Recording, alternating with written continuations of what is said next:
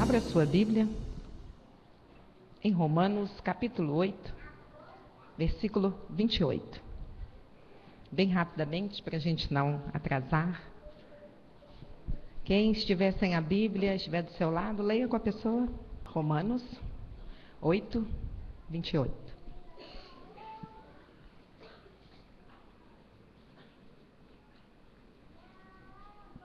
Amém? Diz assim: sabemos que todas as coisas cooperam para o bem daqueles que amam a Deus, daqueles que são chamados segundo o seu propósito. Amém? Curva a sua cabeça. Senhor, nós te agradecemos, te louvamos esta noite, pelo Espírito Santo que está no nosso meio, pela tua presença, Senhor. Peço que o Senhor venha, Senhor, falar aos nossos corações, tocar cada coração esta noite, Senhor, em o nome de Jesus. Que toda honra e glória sejam dadas a ti, Senhor, em nome de Jesus. Amém? Podeis assentar? O tema da minha mensagem hoje é os desafios da vida cristã. O Aurélio diz que o significado da palavra desafio significa provocação. Então, quando você é desafiado, você é provocado a se levantar, a tomar alguma atitude, a fazer alguma coisa. Por que eu vou falar sobre isso hoje? Porque romper com o ministério, na minha opinião, é um desafio. E eu senti que Deus me provocou.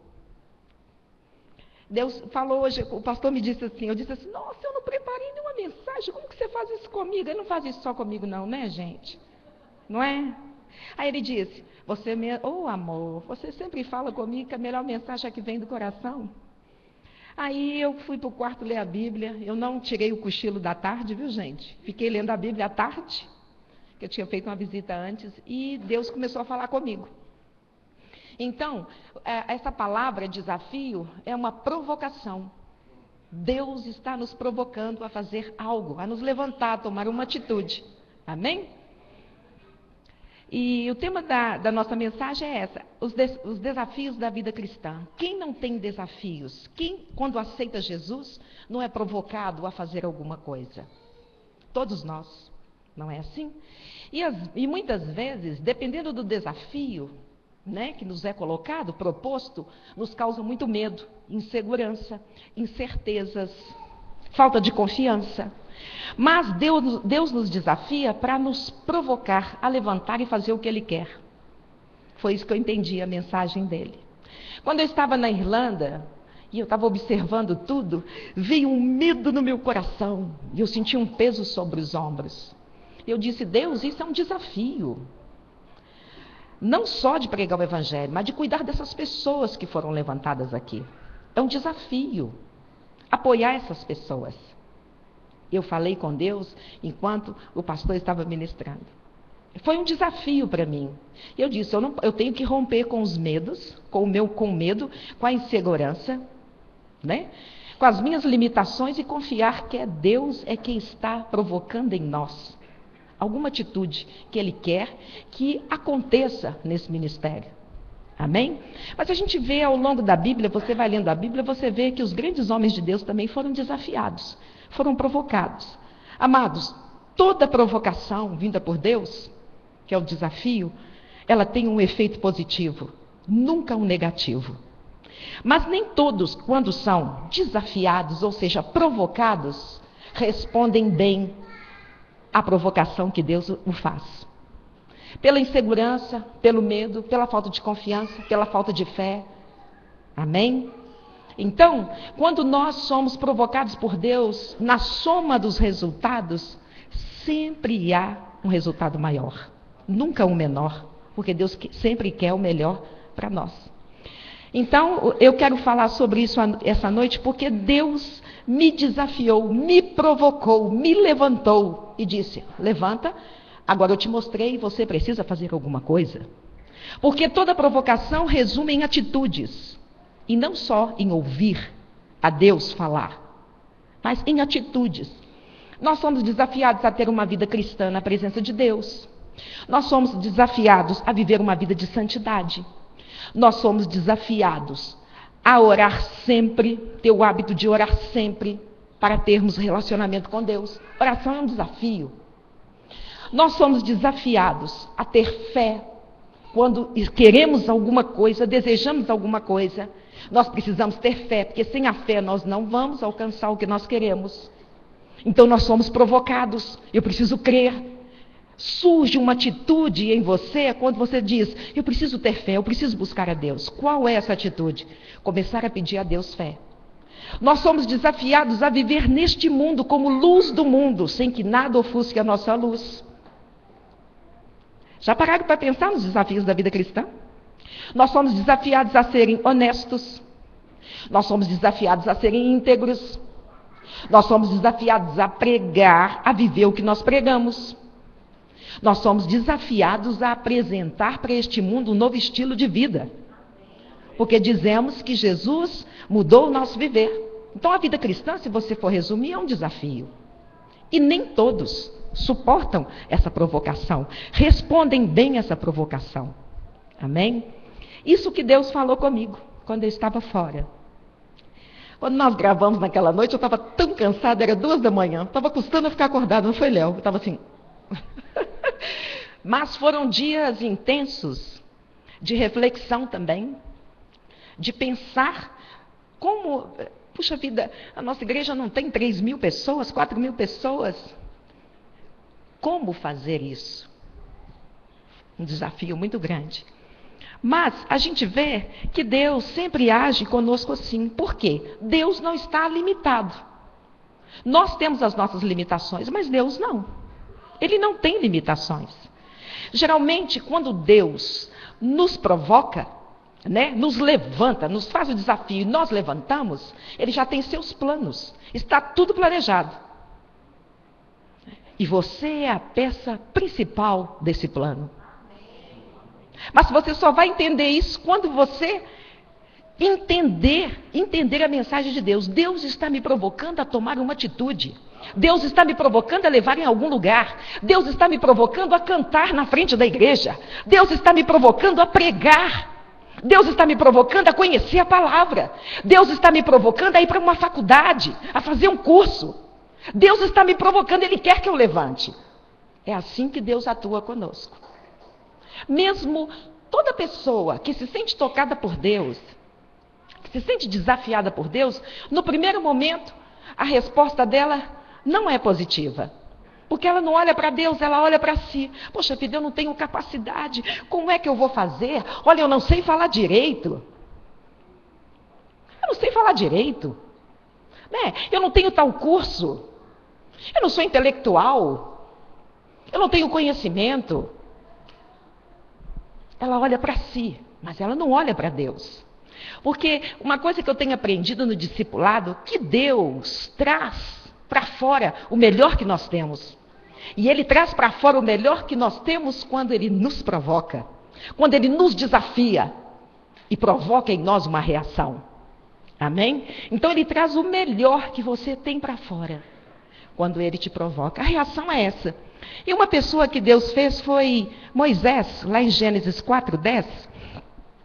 Eu vou ler aqui rapidamente.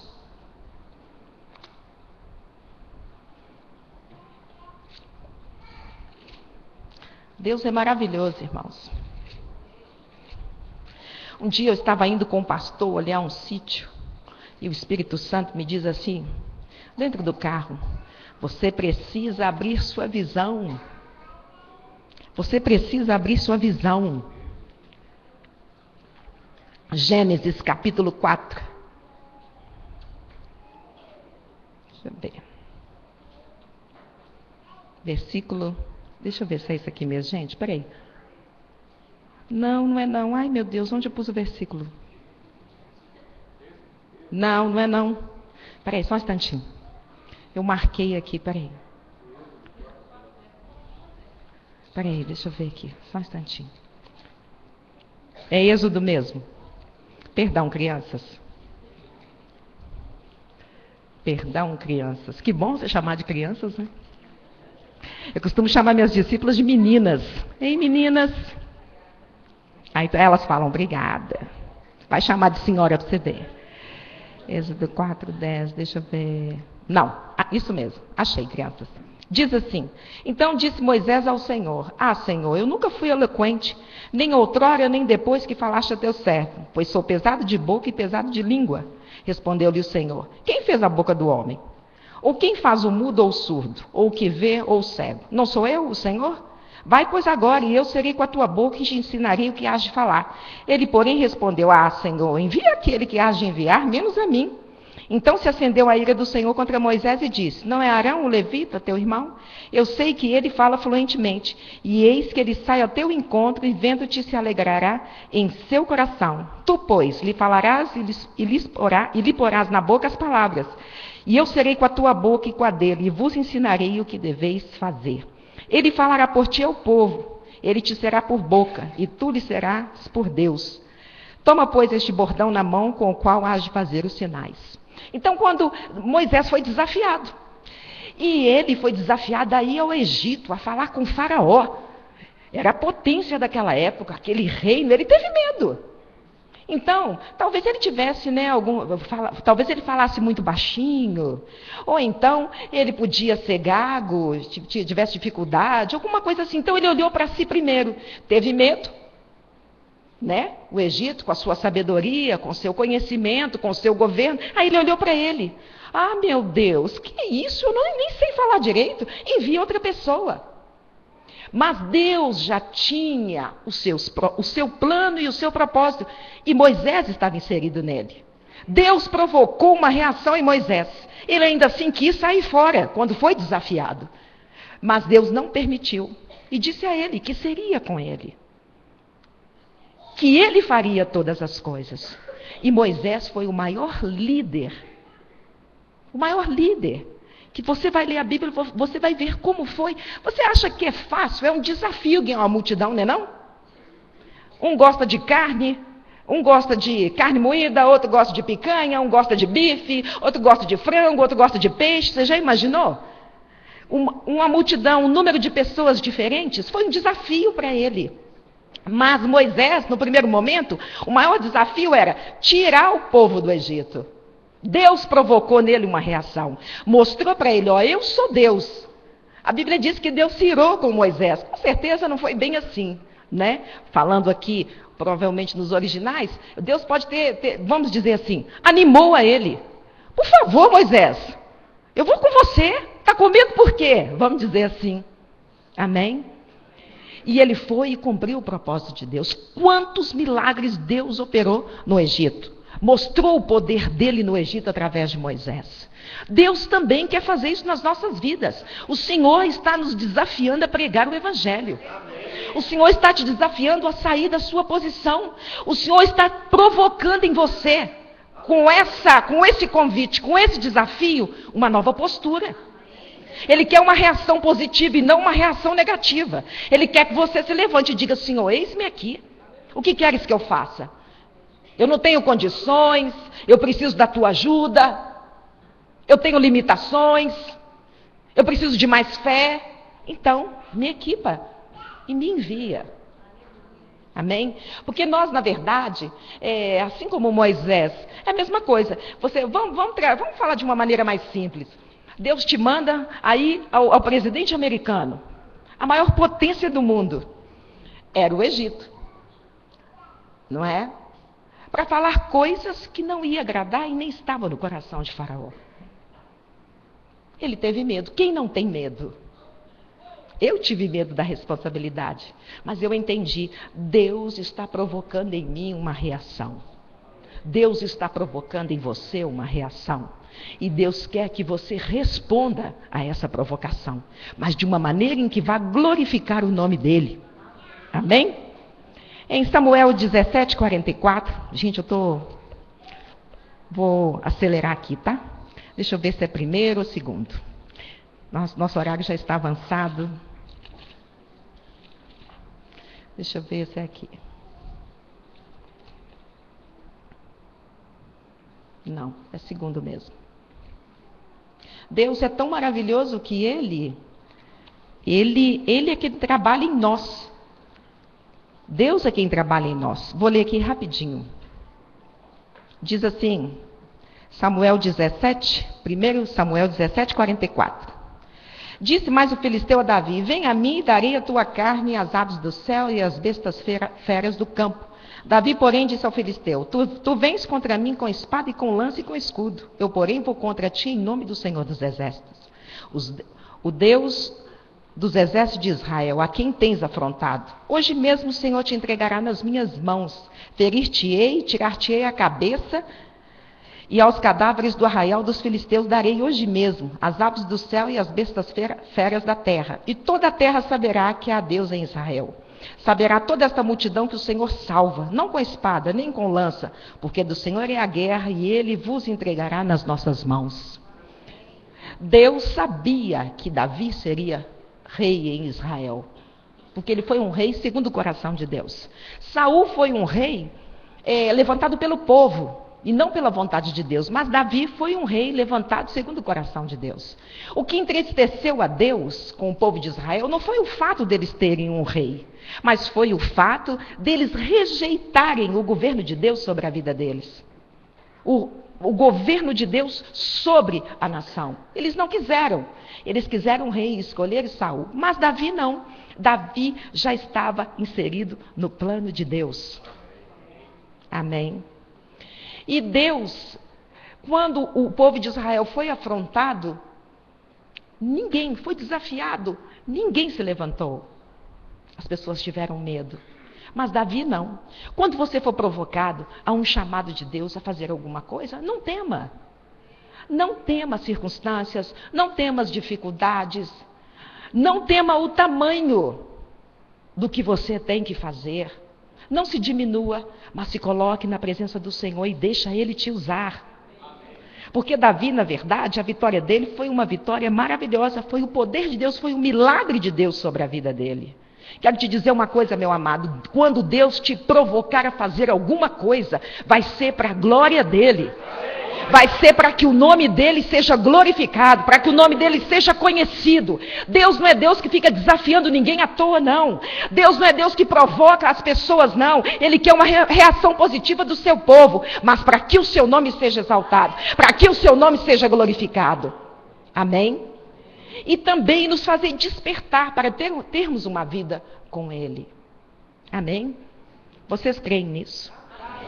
Eu disse assim: Senhor, como é que nós vamos fazer nessa questão do ministério lá fora? Como é que a gente vai fazer financeiramente? Eu era uma pessoa que eu achava, vou ser bem franca com os irmãos, que igreja não precisa... precisa de dinheiro não, para quê? A gente se converte, a gente pensa assim, né? Precisa mesmo não. Lá fora, você não tem que pagar um aluguel. Não tem que colocar a gasolina no carro para andar 1h30 ou 2 para chegar na célula, como nós andamos. Acho que nós viajamos, foi a semana toda, né? 2h30 para lá e para cá, 1h30. Mas nós precisamos entender que Deus tem nos desafiado. Sabe o quê? A atravessar as fronteiras. Aí há lugares que nós nunca fomos, para que a sua palavra seja pregada. Amém? E Jesus também foi desafiado quando ele foi tentado pelo diabo no deserto. Quando ele foi levado pelo Espírito ao deserto, está lá em Mateus 4, ele foi desafiado. O diabo mostrou para ele os reinos da terra, atrevido, né? A Bíblia diz que do Senhor é a terra e a sua plenitude, o mundo e aqueles que nele habitam. Então mostrou os reinos da terra para ele. Mas Jesus não cedeu àquela tentação, porque Jesus havia sido desafiado por Deus a morrer por nós na cruz do Calvário. Amém? Ele foi provocado. A atitude positiva de Jesus, sabe qual era, irmãos? Sabe qual foi? Dar a sua vida, derramar o seu sangue, morrer na cruz do Calvário. E a resposta foi essa: Pai, está consumado. E ele derramou o seu sangue para resgatar o homem da perdição, da separação eterna. Jesus, a provocação que Deus fez em Jesus foi muito positiva, porque senão não estaríamos aqui hoje.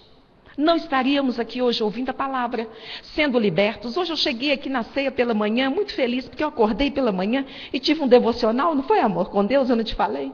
Eu estava, como sempre, trabalhando, estendendo a cama, colocando a coxa, e eu estava em comunhão com Deus naquele momento. Quando eu participei da ceia hoje, eu estava renovada em saber Que bênção, meu nome está escrito no livro da vida. Que bênção, eu não preciso de bebida, eu não preciso de nada para alegrar minha alma. Eu não preciso perder noites de sono, eu não preciso deitar e ficar acordada a noite inteira pensando nas dívidas, pensando nas dificuldades, porque eu tenho quem trabalha por mim. Amém? Eu agradeci ao Senhor hoje e Deus está te desafiando essa noite. Nós vamos, Ele já nos levou, ultrapassamos as fronteiras. Você quer um ministério? Você quer saber o que é que Deus tem na sua vida? Quer? Comece a buscá-lo. E Deus vai te desafiar e vai provocar em você uma reação muito positiva. Amém? Para concluir, que nós precisamos encerrar. Corri, né?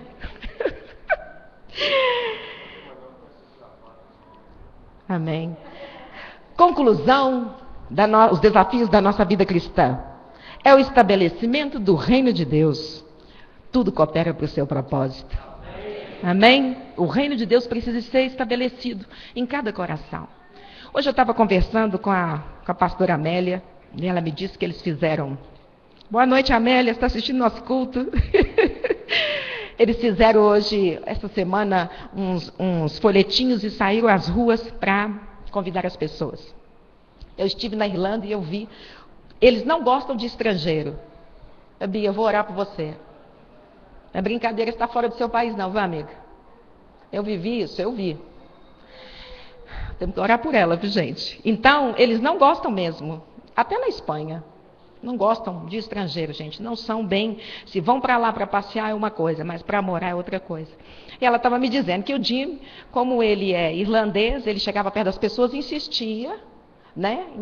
Os conhece bem, entregava o folheto. Quando ela chegava para distribuir os folhetos, que eles viam que ela era brasileira, que ela tinha aquele sotaque, eles já não davam muita atenção para ela.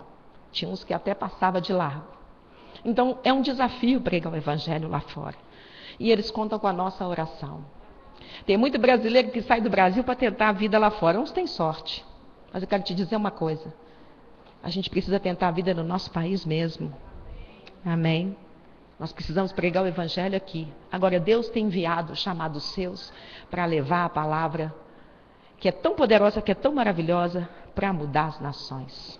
Amém? Fique de pé. Quem sabe, né, Bia? Nós não teremos uma igreja nos Estados Unidos? Né? Quem sabe? A gente não sabe. De repente, você não está indo para lá à toa. Tudo coopera para o bem daqueles que amam a Deus. Ultimamente, meu reloginho está assim, tum, tum, tum, tum, do discernimento. Orando e buscando a Deus para saber o que Ele tem para nós.